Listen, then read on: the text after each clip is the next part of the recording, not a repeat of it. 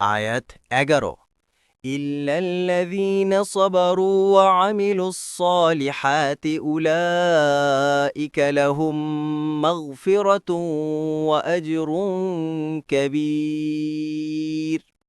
অনুবাদ: কিন্তু যারা ধৈর্যশীল ও সৎকর্মপরায়ণ তাদেরই জন্য আছে ক্ষমা ও মহা পুরস্কার। তাফসীর: এ আয়াতে সত্যিকার মানুষকে সাধারণ মানবীয় দুর্বলতা হতে পৃথক করে বলা হয়েছে যে সেই সব ব্যক্তি সাধারণ মানবীয় দুর্বলতার ঊর্ধ্বের যাদের মধ্যে দুটি বিশেষ গুণ রয়েছে। একটি হচ্ছে ধৈর্য ও সহনশীলতা, দ্বিতীয়টি সৎকর্মশীলতা। সবর শব্দটি আরবি ভাষায় অনেক ব্যাপকতর অর্থে ব্যবহৃত হয়। সবরের আভিধানিক অর্থ হচ্ছে বাধা দেয়া, বন্ধন করা। কুরআন ও হাদিসের পরিভাষায় অন্যায় কার্য হতে প্রবৃত্তিকে নিয়ন্ত্রণ করাকে সবর বলে। সুতরাং শরীয়তের পরিপন্থী যাবতীয় পাপকার্য হতে প্রবৃত্তিকে দমন করা যেমন সবরের অন্তর্ভুক্ত, তদ্রূপ ফরজ, ওয়াজিব, সুন্নাত ও মুস্তাহাব ইত্যাদি নেক কাজের জন্য প্রবৃত্তিকে বাধ্য করাও সবরের শামিল। এর বাইরে বিপদাপদে নিজেকে সংযত রাখতে পারাও সবরের অন্তর্ভুক্ত।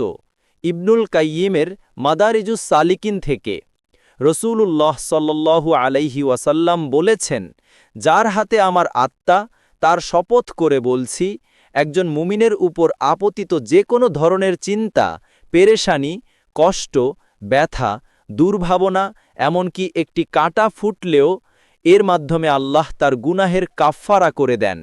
অন্য হাদিসে রাসূলুল্লাহ সাল্লাল্লাহু আলাইহি ওয়াসাল্লাম বলেছেন, যার হাতে আমার প্রাণ তার শপথ করে বলছি, আল্লাহ মুমিনের জন্য যে ফয়সালাই করেছেন এটা তার জন্য ভালো হয়ে দেখা দেয়।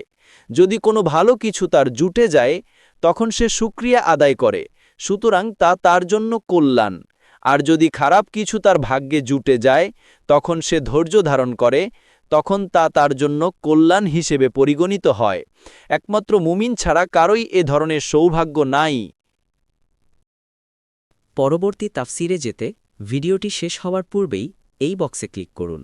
ভয়েস বা উচ্চারণে অনিচ্ছাকৃত ত্রুটি ক্ষমাসুন্দর দৃষ্টিতে দেখবেন ইনশাআল্লাহ।